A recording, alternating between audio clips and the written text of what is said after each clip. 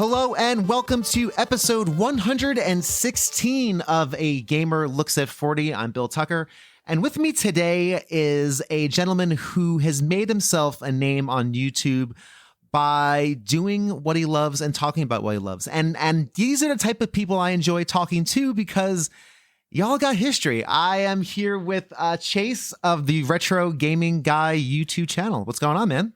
Not too much, Bill. How you doing? I'm doing great. Just glad to be chatting with you about retro games on a Friday night. I can't imagine. I don't know. It's kind of one of my favorite things to do, and hopefully it's yours as well, man. So thanks for taking that time. For sure. Thanks for having me.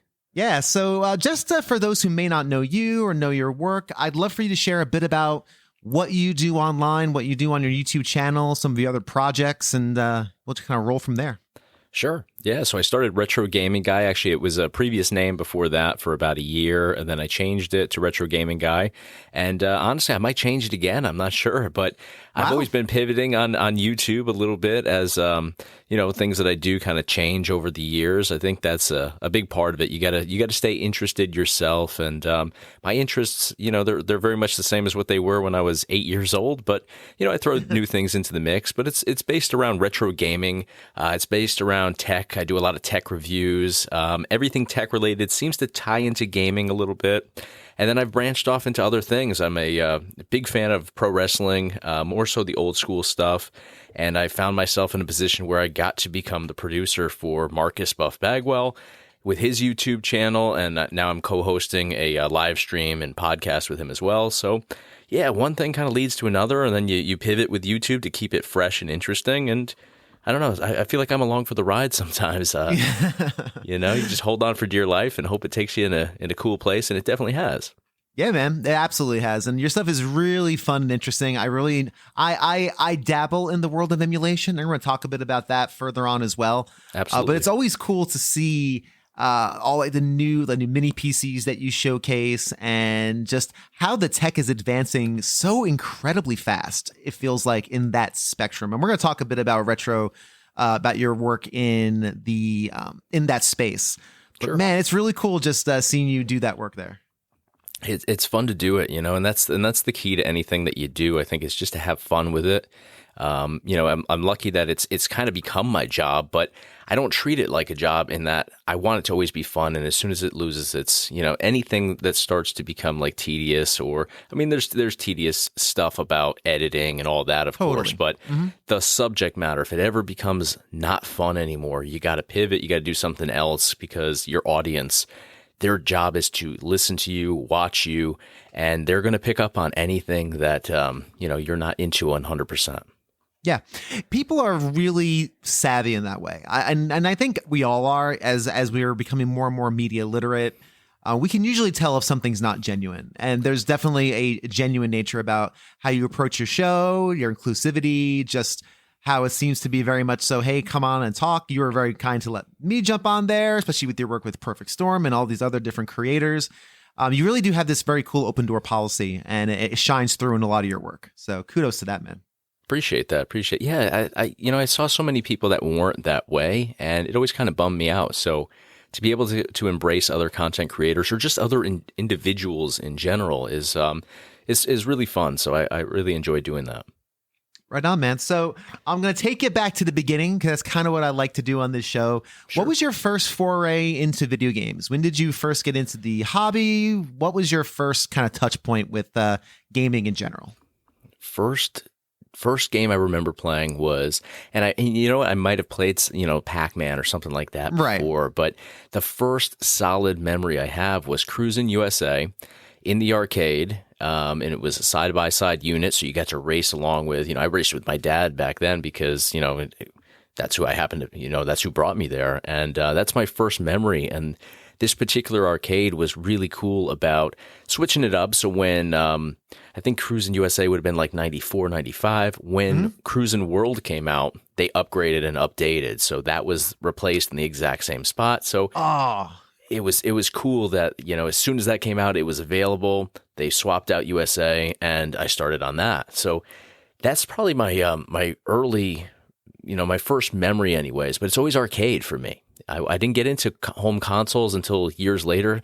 To be honest, I didn't even know they existed back then. I think that's how my parents wanted it. They wanted me to have to go somewhere, leave the house, go somewhere to find games. And that's what I gravitated towards. Cruising USA is a fun one, man. Yeah, that's really cool. I love that. Where are you from originally? Where'd you grow up? Connecticut, so the Northeast. Yep. I've moved around a little bit, but I'm back where I grew up now, and yeah. That's really fun. I love that first memory of yours is you and your dad playing. The more I talk to people about games, I think a common misconception about video games is that it's this very solo experience. I think a lot of people in society, for lack of a better term, think gaming is really like these recluses sitting in basements, staring at screens. Sure. Yeah. And everybody I talk to, regardless of age, has stories like that where they got into it because they were playing with friends, because there was a community aspect to it. So That's really, really cool. Did you have friends you played a lot with too? Like, did you remember the arcade that you actually played at? Was there like a local arcade that you used to hang out at? It was actually at a skating rink. Nice. Excellent. Yeah. So it's crazy. I can't tell you what I had for breakfast or lunch today accurately, but I can tell you the lineup of all these arcade cabinets side by side. It was like a candy crane, and then it was another one of my all-time favorites, and I get flack for putting this before NBA Jam, but you'll appreciate this. I know you're a hockey fan. 2-on-2 Open Ice Challenge. That was next to it. So Love good. That game. And it was 25 cents too, which was let's go.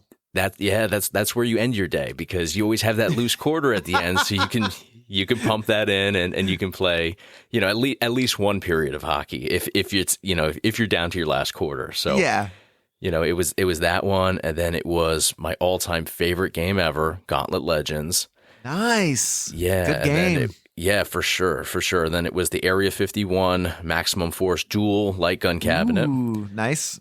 Yeah, and then it was the Addams Family pinball that they threw into the mix there, dead center. And then it was those dual Cruisin' World, what ended up becoming Cruisin' World USA in the beginning, and then they swapped them out. So yeah, it's crazy. I remember the layout and how I would work my way down the line. That's amazing. Yeah. Did your parents give you like the $5? Like, here's your quarter allotment. Yes. Go to town. Yeah. That's how it worked. Yeah. Yep. And I never was daring enough to ask for more. We had an arcade here in Bloomfield called Electric Circuit. You can ask Joey about it one time. I'm sure he'll remember Electric Circuit. Yeah. It was like a proper arcade, but we had arcades at the mall, and it was an era where it seemed like there was always a cabinet somewhere, and it was a cool era for that. I think one of my favorites, and still to this day is one of my favorites, whenever I see it, I still play on it, is I think it was a 6-person X-Men beat 'em up cabinet. It's funny you mentioned that, because this was the lineup in that line, but then they had that cabinet, and that was a tall cabinet too, tall and wide, and it kind of wrapped around, so like your end seats would be, you wouldn't be perfectly aligned with each other. Right. But that was actually in like right around the actual rink. So this was all in like the lobby area. They had a little arcade corner. This was tucked over in the corner, probably because now that I'm thinking about it as an adult, they had double doors over there. I don't think you could fit this through all the doors you would have had to go through to place it with the other ones. So that's probably why it was over there. Probably why the thing was exactly. Huge. That's so funny. We're like, logistics. As a kid, you're just like, I have to walk an extra 15 feet to get there. But yeah, logistics of that monstrosity. I think if I'll actually ask this question, and this is, you have a few arcade cabinets. Do you have a few cabinets in your house now? Like, do you have a collection of that? Or I have a virtual pinball machine, and I also have 3 arcade 1-ups that I have modded. Nice. So, cool, right. Yeah. So, and you know what? I used to be so anti arcade 1-up because of the scale, and now it's the scale that I need, because I have them in a finished basement, and it's just, you can get more of them in there when they're smaller scale, and then I customized them too, because I just wanted to get a new wrap on them. I wanted to add new controls and all that stuff. So, right. Yeah, it enables me to have that old school feel without having to take up a massive amount of space. Yeah, I think that's really cool. I don't have any arcade 1-up stuff, but I definitely appreciate what they're trying to do to kind of replicate that feel of the classic cabinet. Because one of my questions I used to ask early on in this podcast series, I used to do a series called The 3 Questions, where I'd ask you 3 random questions that really have no true answer. It's just more opinion type stuff. And one of them was, if you were to start an arcade today, like an arcade for people to go to, what would be the first 3 games you'd put in that arcade?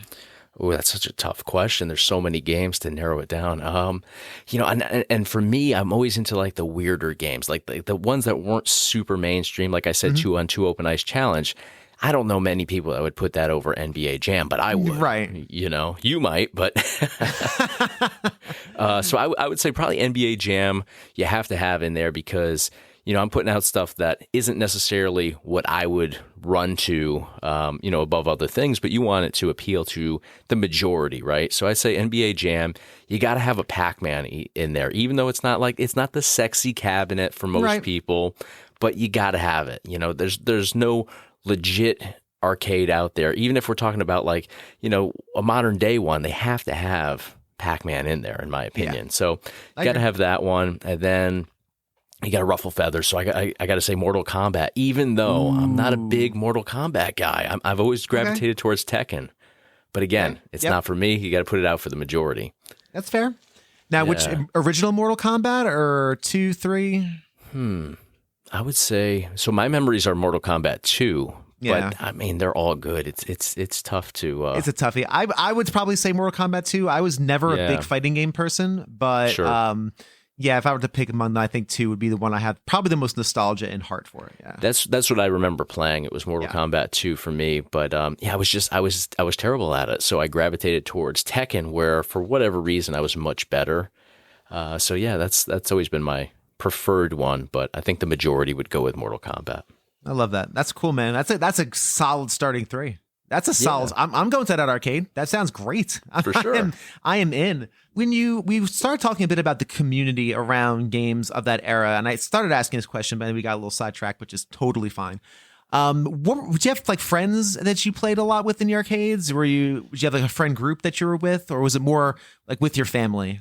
I feel like it was a lot of me playing alone for some stuff, but then I had friends, but I'm in Connecticut, everything's kind of spread out. So, it's not like New York where you could go and, walk to somewhere or like a downtown area or something like that. Connecticut's kind of it's a car state. You need transportation to get everywhere unless you're in a major city. And, they're few and far between. We're a pretty small state. So for me, it was more like you had to bring that person with you. It wasn't like a go meet them down there sort of deal. So, it wasn't always with friends, but I did have a small group of friends that would you'd get lucky once in a while they'd be able to come out when you were going and stuff like that. I always had at least 1 or 2 friends that I knew would have the birthday party at the arcade. There you go. Do you remember the birthday party? Were you a part of that world? Birthday parties at the arcade? No, I wasn't. No, I wish I was. Yeah, I wish I was. That sounds awesome. The best. But it was indeed the best. It was great because you'd have. It was like the doors of heaven were open to you. It's here's all the tokens you can have for a half an hour, 45 minutes, and eat some bad pizza and a cupcake, and you're done. And it was the best. That's so fun. Do you have any cool stories from your time playing in the arcade? I have one in particular I can share real quick. I haven't talked about this in a while, but I'd love to hear if do you remember the game Revolution X? Yes, Aerosmith. The Aerosmith light gun game. Yep. I'll tell the story. I told the story a long time ago in this show, so it's probably due for a refresh. I'm curious if you have anything similar like that. I was in Electric Circuit and I had my $5 worth of quarters, and I'm playing Revolution X. And I usually plunk like $1 into it. Every time I went there, I always played like I put $1, which of course is like 20% of my take. Like that's a big investment into Revolution X. But for some reason, I just really like that dopey game. And I'm playing it. I'm on my last quarter, and some guy comes up, some random dude, adult, and he starts playing with me. And all of a sudden, we're at the game. We're playing. I'm getting now further than I've ever gotten. On my $1. Like now I'm progressing because I have somebody with me. I run out of quarters and we're like maybe on the 2nd or 3rd level. I'm like, oh man, I'm sorry, I'm out of quarters. My man digs into his pocket and just slams down a stack of quarters and says, we're finishing this game. we're finishing this. He was staking me. And I'm sitting there shooting. I'm grabbing quarters. He's grabbing quarters. He's going back to the cash machine. He must have dropped awesome. $20 on that game. Wow. But we beat Revolution X together. It's a lengthy one. It's not your short light gun game. There's some short ones out there. Yeah, that one's got decent length to it. It's a 5 or 6 stage game, and we completed it together. He must have spent $20, but he got it in his brain. Me and this rando kid, we are going to save Aerosmith because rock needs to be saved. That's what has to happen. Absolutely. Do you have anything similar like that? I do, and it's funny. It's very similar. So I had this friend. I want to say he was about 3-4 years older than me. Yeah, probably about 4 years older than me. John Spear. I'll call him out. And he actually. I haven't talked to him in a couple of years now, but he was living in New York. We were never too far. I know he moved to LA for a little while. So it's funny because I've been meaning to reach out to him since I started YouTube because I talk about the game Gauntlet Legends all the time. Right. And my memories of playing this in the arcade are directly tied to my friend John because he would do a lot of what you just detailed with your story. He had more money than me. His parents sent him with a 10, not a 5, you know? Whoa. So yeah, he was balling on a budget. And I remember when he had his bar mitzvah because he had a lot of money on tap. And I remember, so it was a bar mitzvah, I think is when you turn 12 or 13, right? Something like that. Something like that. And it wasn't uncommon for him to pull out a 20 and pump that into the coin machine. And when you pump a 20 into a coin machine, it's like, bro, you need like 2 buckets to scoop all that out. And if you don't, because it's only meant for like a 5 or so, and then the coins just start pouring out over the little tray or whatever, hitting the floor. The little lip. Oh my gosh! Yeah, he did that a lot, and that's how I beat Gauntlet Legends, which is a super long game. That's very long, and it's one of those cool midway games where you could put your initials in and it would save, until the guy came and reset it or whatever. Right. But you could save your game and you'd come back, enter your initials, and you'd continue where you left off. So it was cool, there. But I remember in one sitting, and it felt like hours. I don't know how long that game actually is in the arcade, but it felt like hours that he was pumping in coins. And I mean, I probably put $2 into this thing, and he dumped, multiple 10s, 20s, whatever it was. Wow, so yeah, that was crazy. Yep, that was the bar mitzvah money. So that's where it went. I love that. That's so funny. That's crazy. We got wrapped into these games, and it was such an economy. It was always an economy of like, all right, how much fun am I going to have for my quarter? You always kind of knew what that was going to be like, and I absolutely love. I love that story. That's great. Yeah, it was an educational experience because you had to budget. You were learning budgeting at 6, 7, 8, 9, 10 years old and beyond because you started to look at, all right, this one's going to cost Time Crisis is going to cost $1, but Open Ice Challenge is going to be 25 cents. So you can kind of pick where you're going to invest your time and your money. So yeah, it teaches you a lot. Kids don't have that now. They really don't, man. They just they don't understand the value, how much time your quarter is worth. That's there. Right. There was a time value associated with that stuff. Right. Now it's just Fortnite skins and all that. So and Robux and whatever else it is. There you go. And that's basically the story. Exactly. Moving forward a little bit, when did you first start getting into console games? When did you start getting into that world? I got into it late 90s, I would say. I mean, N64 was a big one. I didn't have one, though, not until years and years later. So that was one that you played at friends' houses and stuff like that. And I actually remember going on vacations, and I believe it was an N64 that you could get, like, certain hotels would have them, and you would rent, like, an hour of time or whatever. And they were, like, fixed and encapsulated on top of the TV screen in certain hotels, and I can't imagine what it cost for an hour, but that was a way to kind of sample games, and stuff like that too. So, I didn't get into N64, but there were some, N64 specific games I played at friends' houses, and then I think my first console that I bought was probably, I want to say PlayStation, the first PlayStation. So that was. Yeah, so I didn't get into Genesis. I got into all that stuff at like cousins' houses and stuff like that. But my first console, PlayStation. And what games do you remember fondly on the PlayStation? It was, let's see. So I was a big arcade guy, so I liked games that were ported, to console. So it was Sure. Gauntlet Legends. It was Tekken.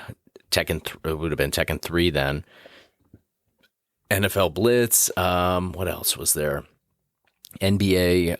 What was it? NBA on NBC Showtime. I think that was a long one. Yeah, that one. It was always Hydro Thunder was another great one. It was just for me. I was geared towards arcade, and if I could bring the arcade home with me, that was a win. Medal of Honor was probably one of the few that wasn't, ported from an arcade. I remember playing that too, and the multiplayer on that ahead of its time. Totally. Now, the original PlayStation still only had 2 controller ports, if I remember. I never owned one personally. Yes. So so that is correct. Why do you think you went with PlayStation? Was it because they had the ports you looked for? Like, was that a big driving factor? I think that was just what fell in front of me more than anything. Because honestly, I never had a PS2, 3, 4 PS5s in my house for my stepson, but I don't gravitate towards. I've never been a PlayStation guy.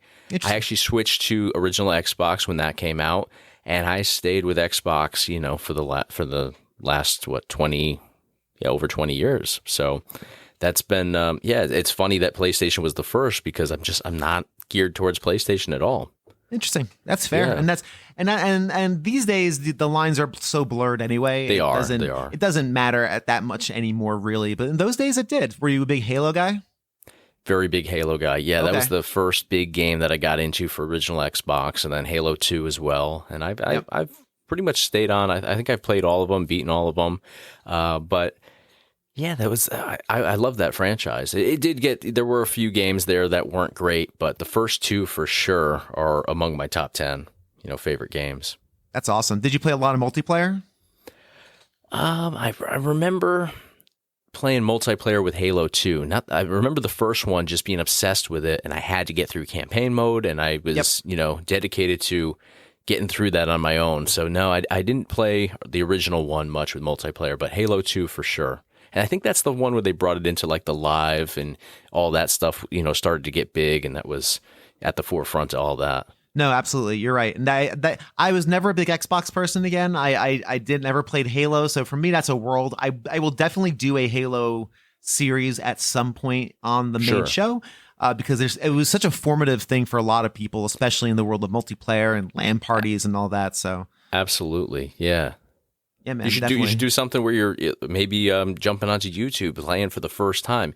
I know Joe also hasn't played Halo either, and I've been giving him such a hard time like the last 2 weeks since I found that out. So, that's awesome, man. I would be so down to just. There's your concept with Joe. That's it. I would be so down to playing Halo for a first time with Joey. It's amazing. It would be a lot of fun.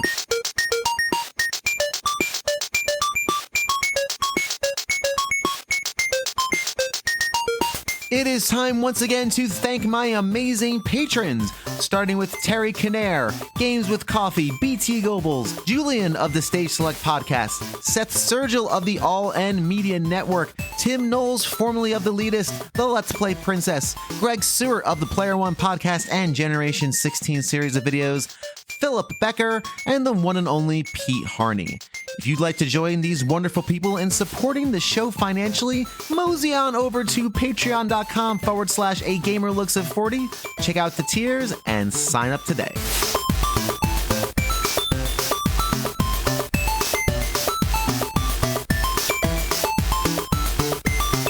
I actually have one other question for you. This is kind of out of left field a little bit, but sure. This is one of those 3 questions I've asked before, and since it's been a while since I've done this, I'll just kind of dust it off for this conversation.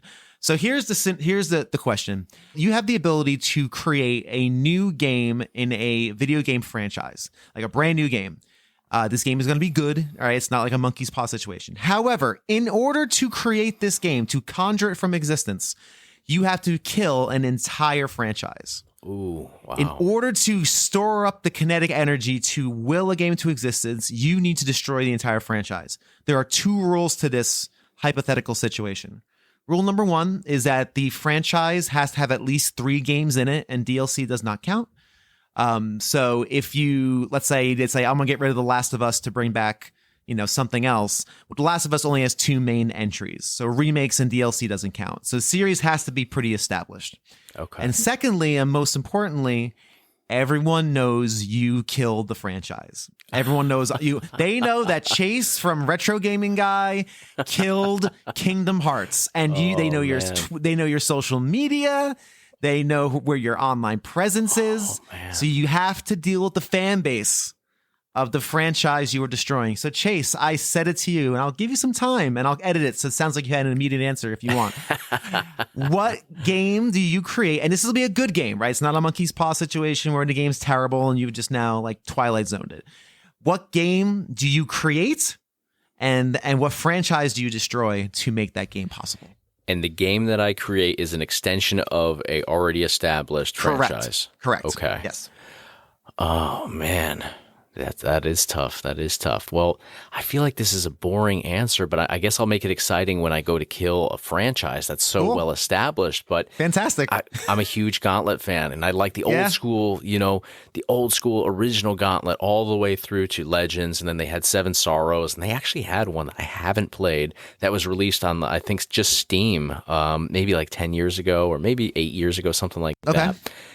They got to put out a new 2024, 2025 edition of this. So I'm going to say Gauntlet, and they got to make it something, something big and just dramatic, because it's been so long since the old formation of these games. And now what do I kill to make this happen, though? That's tough, and I'm going to get heat for this. That's the biggie. I mean, you said you were an open book before we started, so I figured, let's just go all out. But man, what do you kill to make that happen? I would love to see a new Gauntlet, because the Gauntlet is such an interesting concept. It is, and it'd be so fun, like online multiplayer, like a Gauntlet 99 or something. Like, you could really do a lot with that. But what are we destroying? You know what? To make this happen. I feel like I got to put a hit out on a franchise. I'm going to put a hit out on Hitman. That's what I'm going to do. Hitman, really? Hitman, oh, that's interesting. Yes, okay. Just because, and because I'm already going to get heat for this, I might as well just double down. I don't think that the games have evolved all that much from the original, from the original versions of this. Anyways, it's a lot of the same stuff, and I'm not saying that graphically, obviously, things have advanced. Sure, storylines maybe a little bit, but I feel like it's very much the same sort of deal. I was stuck between Tomb Raider and that, and I figured Tomb Raider would just be too much because I have attachment to that more so than Hitman. Hitman, I was a little bit older when, that got really big. Yeah. So I'm going to take Hitman out. I'm going to put the hit on Hitman. I love it. That's a good pick. And also Hitman is a bit of a redundant franchise as well. I mean, you have GTA. I mean.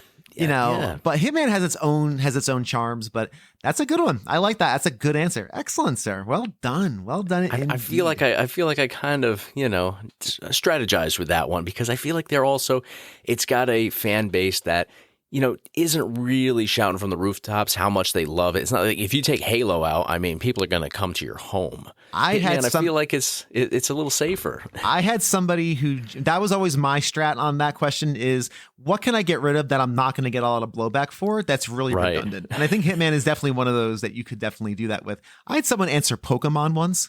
I was like, how could you possibly? He's like, I just don't like Pokemon. I just don't like Pokemon. Yeah. I mean, I missed the whole Pokemon thing. I mean, I was around for it as a kid, but never got into it. But I would never mess with that franchise. I'm only into Pokemon now because my son likes Pokemon cards.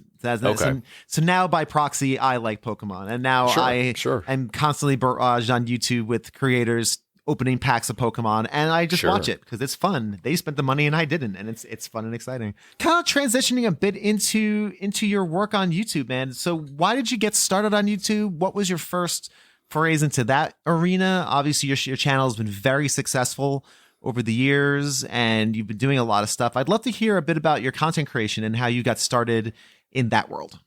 So I started on YouTube because this was 2020, and we were all home. We weren't doing anything. We were all trying to stay sane, however we could.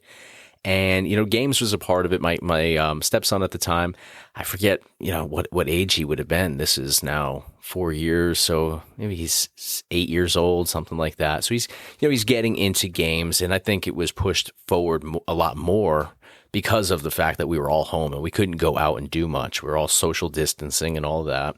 So I decided I want him to see at least what I grew up on. And I started looking into emulation because before that I had, dabbled in it a little bit just recreationally and I hadn't really figured out a whole lot. And at the time, the Raspberry Pi 4 was just booming.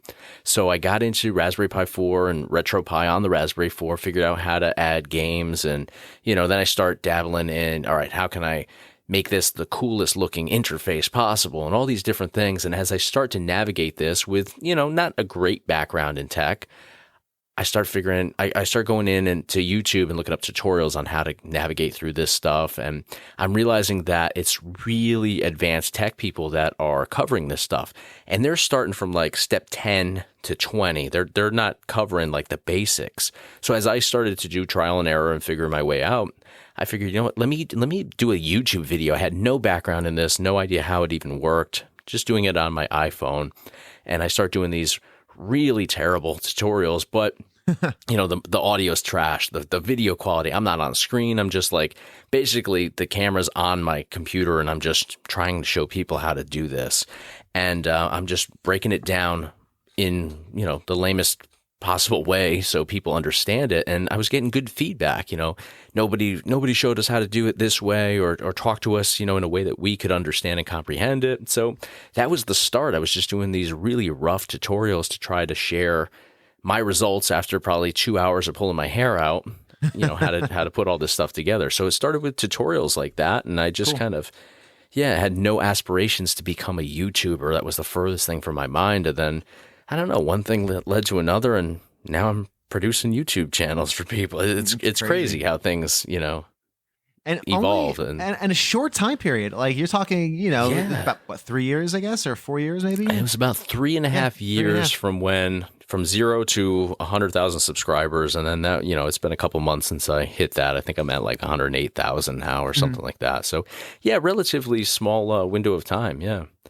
I get obsessed with things. So I started doing one tutorial, every day at one point. And that's, and you got to think every video reaches a slightly different audience or, different people that are struggling with one specific task. And, and now I have like 2,000 plus videos on that channel. So everything goes out and finds its own audience and they all, come back to the channel. And I think that's how the growth happens. What advice would you give to someone who's just starting out on YouTube or starting out in content creation? This is usually one of the questions I ask later on, but for some reason I just want to ask it now. What advice do you give to someone who's just starting out, who's looking at that giant mountain? They're releasing those first couple of videos, they're getting 10, 15 views, Yeah. What advice it's brutal. do you tell? I remember those. Yeah. I remember those days, and you know what? Those days still happen, later on too. So you have to get used to that. But find a topic or theme that resonates with you that you are passionate about, because I see so many people now, ask me that question and they're thinking about how much money am I going to make from this? And I think if you're thinking about money on day one, just quit now, because it's not going to work out for you, because you will make less than minimum wage for the first 2 years. I promise you. Honestly, on year 4 now, about to go into year 4, if you break down the amount of time I put into all this stuff, I probably make less than minimum wage still, because there's so much more than people think. It's not about when you hit record and how long you're filming for. There's so much more that goes into every video that gets posted. Totally. I spend the majority of my day every day creating content, and if you broke it down that way, the money is as sexy as it can be for people. It's not that much money for the amount of time and work that goes into it. So pick what you love and that you would do as a hobby, you would do for free. And as long as you're passionate about it and you want to do it long term, the rest will fall into place. So just find what you're really into, and that's going to be, the best starting point. I think that's really wise advice. I think finding that thing that you really love and want to share with the world. I am a firm believer that everybody should make things. make something. If it's not a YouTube video or a podcast, something. Sure. Painting, macrame, I don't know. Whatever. I think creation is a really important part of the human experience, not to get too heady on it. And no, it 100% is. You're absolutely right. And I think everyone should. I genuinely believe everybody is creative. And if you're out there listening and you don't think you are, I'd argue you just haven't found your medium yet. You haven't found that thing you are creative in. So I love that idea of just find that thing you love to talk about or do and just do it. Just make For sure. it. You know, and today I actually went, before starting with you today, I went to a restaurant where the lady that owns the restaurant is a huge Johnny Depp fan. And I knew her a while back, and I went to this Hollywood Vampires concert and ended up in the front row. And I look over and she's sitting next to me. And this isn't in our state. Like, this is like a 4-hour drive away.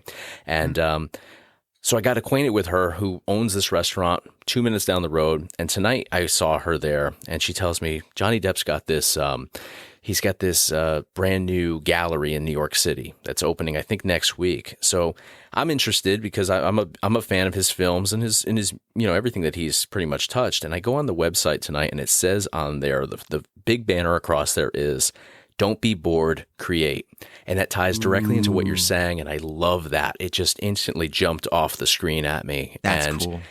I hear so many people say, "I'm bored. You know, what are you doing tonight?" I'm bored. I haven't been bored in 4 years because I put so much into this, and I love doing it. I may complain sometimes about the tedious process that it is, but I'm never bored because there's so much you can do by creating. And whether it's YouTube, like you said, or whether it's, podcasts, whether it's music, filmmaking, art of any sort, there's so much you can do out there. So don't be bored, create. I love that. That's that's a great mantra. I love that mantra.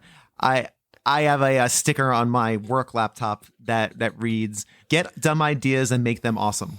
That's kind of like that's a good one too. Yeah, that's one of my favorite little saying. Get dumb ideas and make them awesome. And I truly believe that's a really good piece of advice for a lot of people. Just do that thing, because you never know. Absolutely, yeah. I love your live streams too. I loved how it's such an inclusive hang, and people you've built a really incredible community of people who enjoy what you do, fellow enthusiasts in the world of. Again, you're mainly focusing on the emulation side of things and those mini PCs and whatnot. But you do branch out, obviously. But how was it building that community? Do you feel like it was organic, or because building community is not a thing I'm particularly good at. I'm good at making things, but the community side of it is something I'm always working on. So I'd love to hear your experiences of building a stable community of people who just dig what you do.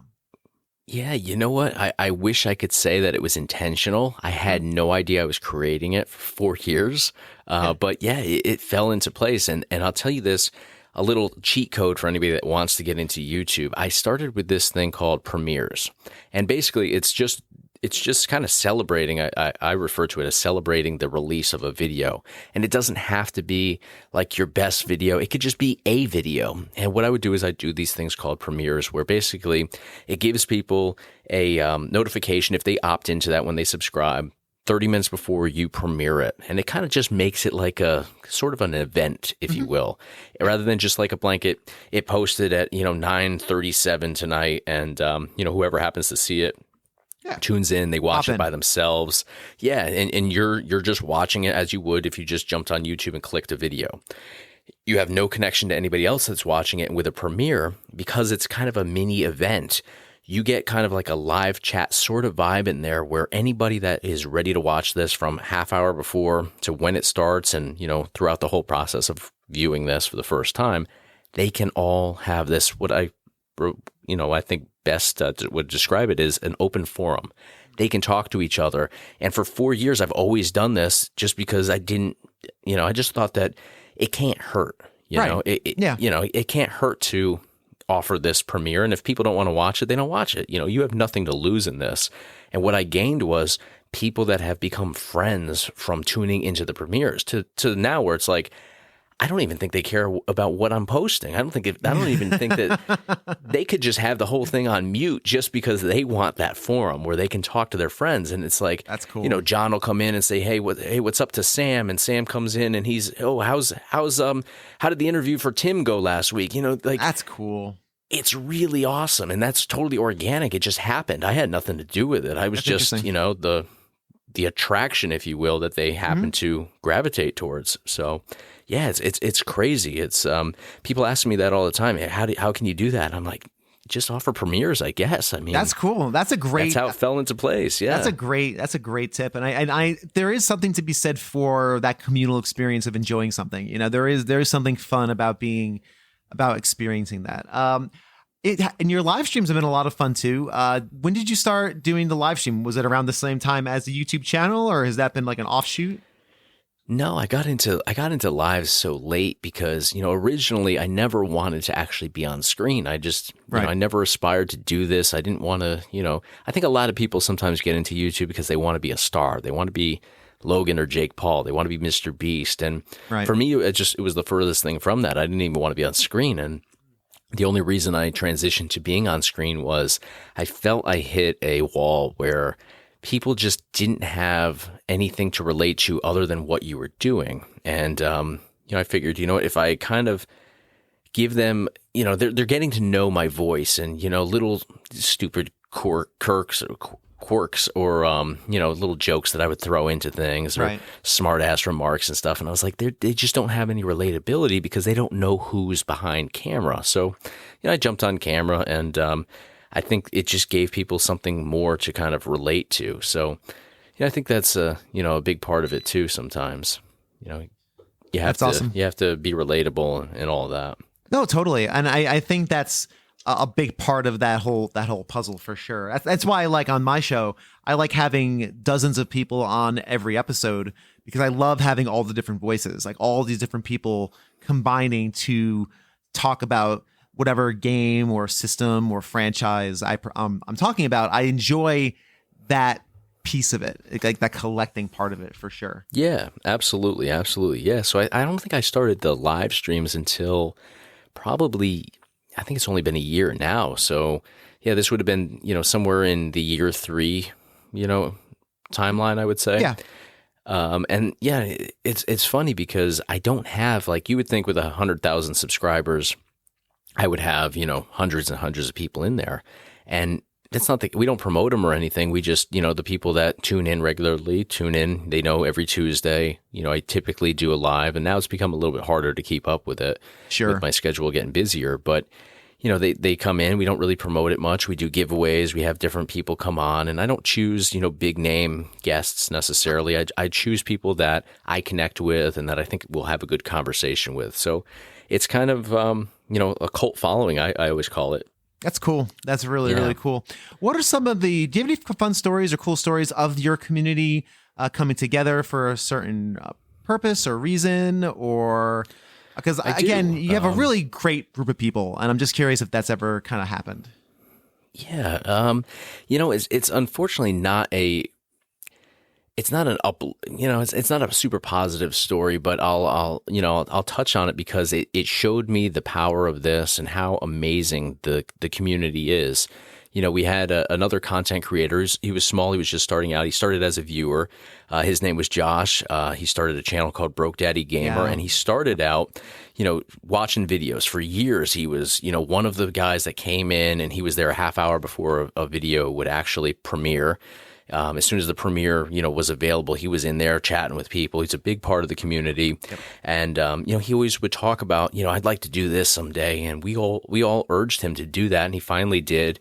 And unfortunately, he, you know, he started feeling ill one day. And then very, very quickly, everything kind of went downhill. He was diagnosed with stage 4 cancer. And within, I think, 3 weeks, he was gone. So it was devastating. But in this time, he had just had his 3rd child, was born, I think, 2 or 3 weeks before he passed away. So, you know, as soon as I found out, you know, I think we found out like a week before he passed that he was diagnosed, or maybe 2 weeks before. And then when I found out he passed, I was like, let's try to do like a GoFundMe for him. Right. And I have no idea how to do any of that stuff. So we all kind of, there's a couple content creators that were close to him. People got in touch with his wife. She started it, and then we all kind of shared it.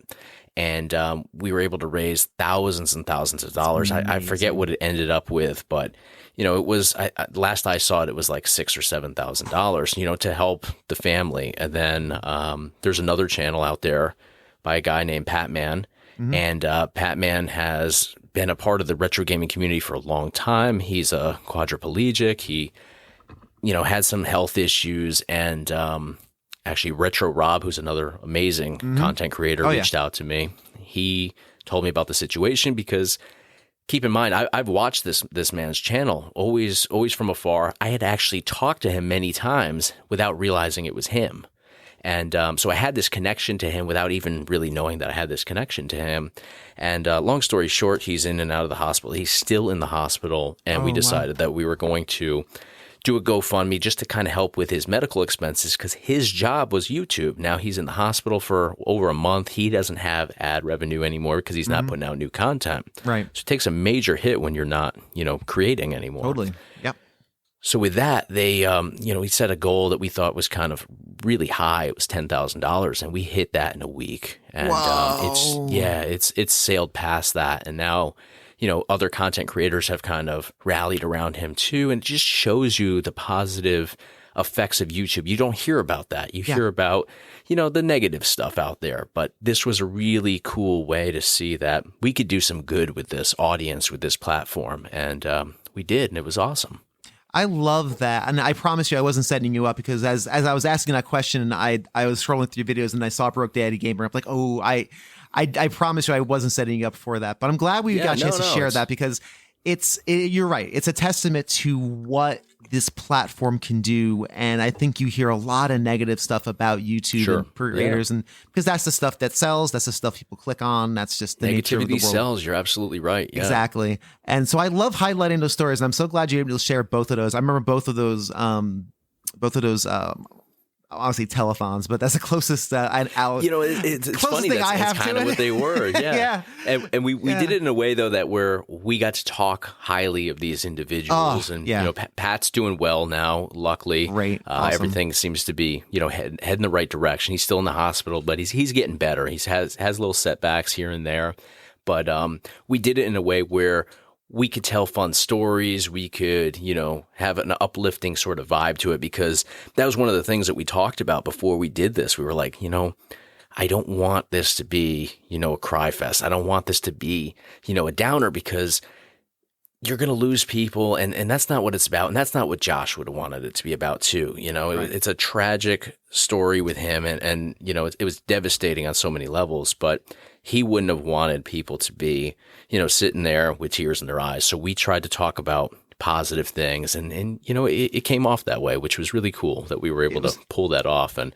I'm just one tiny part of this. It's the community that really, brought it to life. Yeah, man. And it was a celebration. It absolutely was. I sat in on both of those, and it was an absolute celebration of the work those people have done, and just the spirit of giving and the outpouring. It was really cool. It shows what this little corner of the internet can do, right? I feel like we all have these little corners, like these little pockets. Absolutely. And it sometimes can feel like you're a little pocket in this large sea of stuff, right?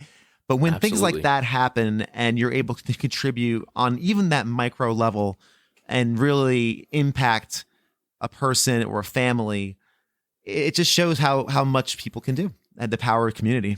It's pretty awesome. It was really surprising, because like we said, you don't hear about that stuff, and you can it's easy to feel alone, with YouTube or whatever you're doing, because you're putting a lot of time into this stuff, and the interactions with the people that view it or sometimes don't view it or listen to it, whatever it is, it's very few and far between sometimes. But it was really shocking to see that overwhelming, amount of support there. It really opened my eyes to what the community here and the retro gaming or tech community really is all about at the end of the day. That's awesome, man. That's awesome. going to pivot a little bit to we'll try to have some maybe to a little more fun topics. I mean, I tend to do this on the show sometimes where we get a little more serious and a little more.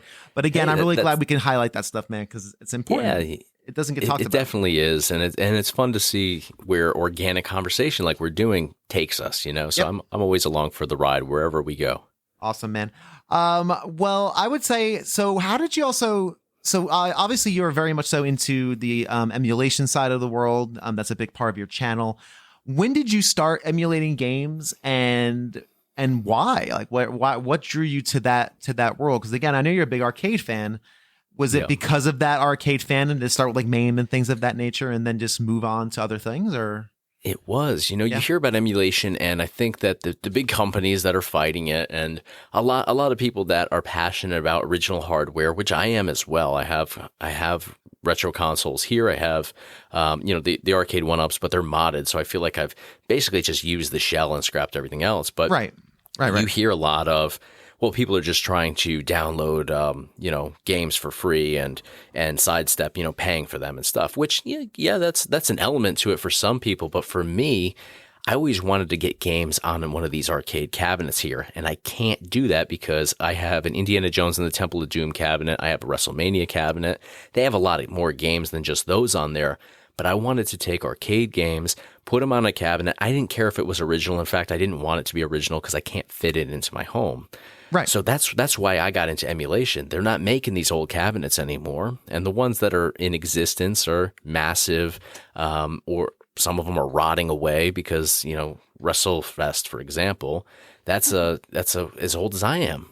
Or, right. Just about as old as I am. Indiana Jones and the Temple of Doom would be 6 years older than me. So that's why I got into it. I wanted to take MAME, like you said, and get it onto a new version of a arcade cabinet sort of form, and that's exactly what I ran towards. And with those, you're not stealing anything. It's sure it's copyrighted, trademarked stuff, but I've never heard of an arcade game fighting anybody on that stuff because you don't have access to those. Right, any other way. Not accessible. That's true. Right, and you need emulation to preserve the history of gaming. And, I don't get into, I've done some stuff with Nintendo Switch emulation just to do it and to see what it's all about and stuff. Right. But the only times I've ever actually played games on it are when I've played games that I actually have sitting on a shelf right here. So I don't feel like I've never stole anything like that from Nintendo or, all that stuff. I don't condone that. I always hate when emulation gets to current modern day consoles because that's where you start to get that heat. That's where the companies have a legitimate beef with people because they are essentially robbing them. Yep, I agree with that. My line for emulation was always, if I can't get it in a legal means, then sure. Then for me it's free game. But if it's something that's available on Switch Online or something I can buy, I'd almost rather, it's easier. I'll pay for the convenience of just having it pop up on my Switch and say, hey, here it is. Great. That's fantastic. That was always my line as well. That's kind of where I always fell in the retro world. And again, like you said, with when it comes to that world of now we're in our digital world where, marketplaces can just go down. Like the 3DS marketplace doesn't exist anymore. And there are so many games on that thing that will never be seen again because they weren't preserved or they weren't kept or held onto, and they're just now gone. And that's a shame. That's a real shame. It is. And like, I'm a big Indiana Jones fan. There's one of the, I forget the name of it. It's actually sitting just out of view from me right now on the shelf. But they released the game for the original Xbox, and I searched high and low to find it, and I finally found one. It was like $15, and then around that time, Xbox put out the original version that you could get on your Xbox X or S or whatever you have right now, and it was $9.99. And I was like, wow, this is one of the few times where you can actually buy it the right way from the company, get it to your modern day console, and it's actually cheaper than tracking down, an old physical copy that may or may not work. Just because you get through the first two levels doesn't mean that disc is in great shape, doesn't mean it's going to get you to the end. Good point. Very good point. So yeah, I have one now that I found for $5. I've never even opened it. I have an original Xbox here, and I play the game on, the Xbox Series X. And if the companies would do more of that, I think that, we'd all be able to get along a little bit better in the emulation world because we would have a way to do things, the way that they want us to do them. Right. So I think that's a balanced, fair way of assessing that.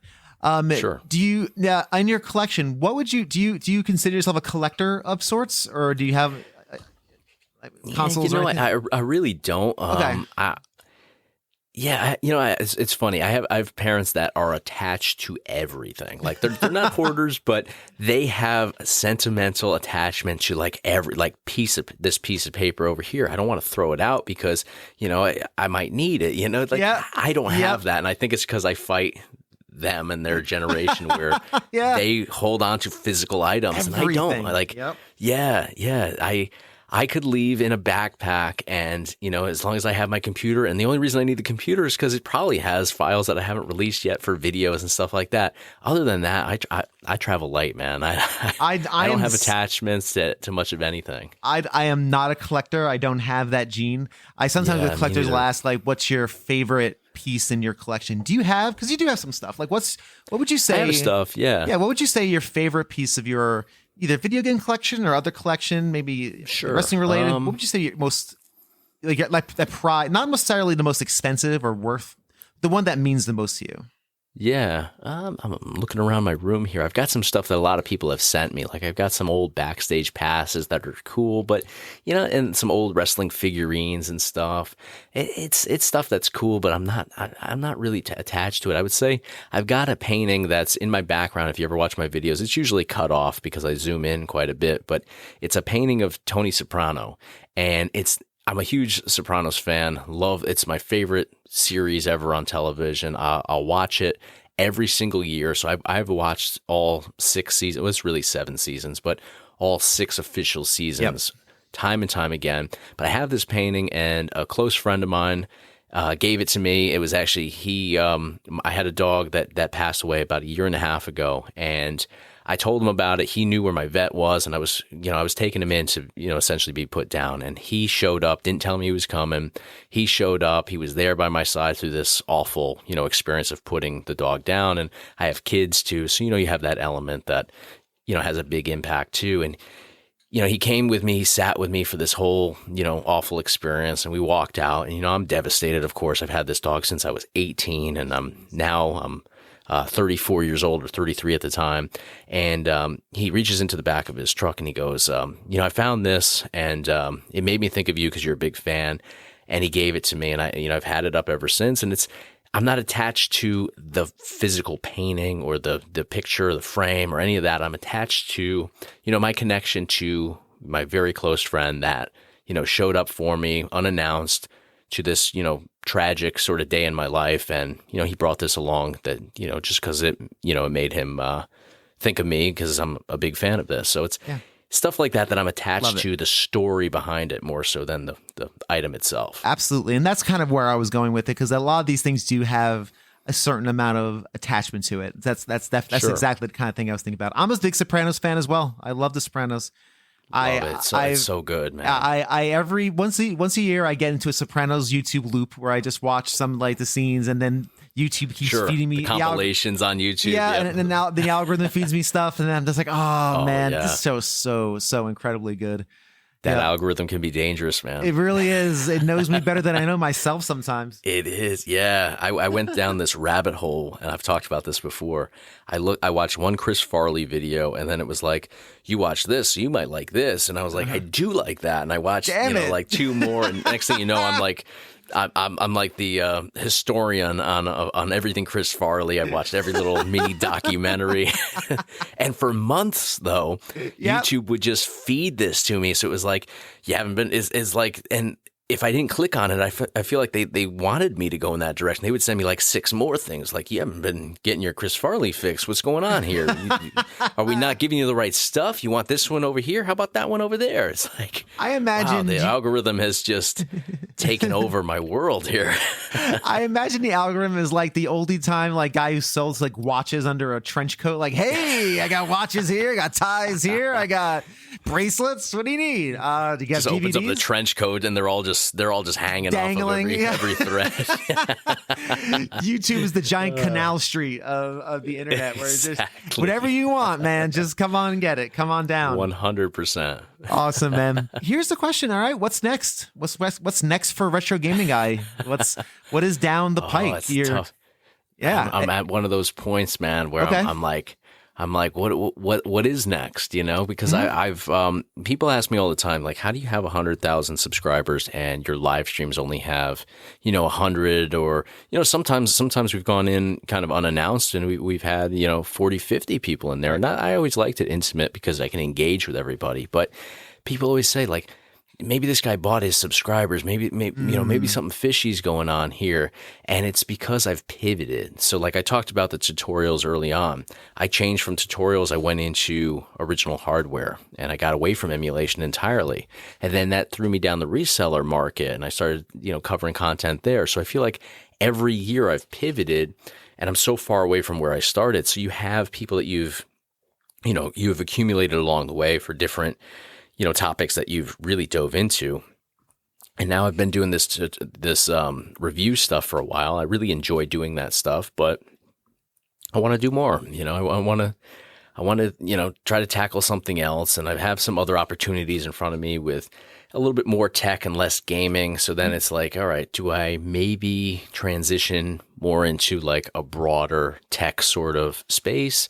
I also am involved with Buff Bagwell, former pro wrestler, WCW, briefly WWE. So I do stuff over there and I'm just kind of in a weird spot where I'm like, what is the next thing for me and how do I combine everything? Because all of these different extensions of me are still me at the end of the day. And I sometimes feel like Retro Gaming Guy. I'm doing something in Las Vegas with CES, big tech event. Yep. And, I've talked to them about different areas where they put me on the press team there and they want me to cover some different things. And every one of them has been like, well, Retro Gaming guy. So you just do gaming and just old gaming too. And they look at it as like, I'm into such a small niche of, what's already a relatively small sector of gaming. So, I might end up doing a name change in the near future before January. I'm really considering that. Excellent. And then just kind of expanding and just being able to do more of what makes me without feeling like you have to stay in this very narrow sort of corridor. So that's kind of where I'm at. I'm going to stay on YouTube. I love doing this. It can be tedious and overwhelming sometimes, but I love doing this and I get to do this for a job now. I mean, that's awesome. I'm so grateful. And, the community has supported me and it all goes back to them at the end of the day. So totally, that's where I'm at. I might change things, but I'm not going anywhere. I'm always going to be right where I am. Just may change the name and do more, that's not it. less. Love it. Yeah. Love it. Absolutely love it.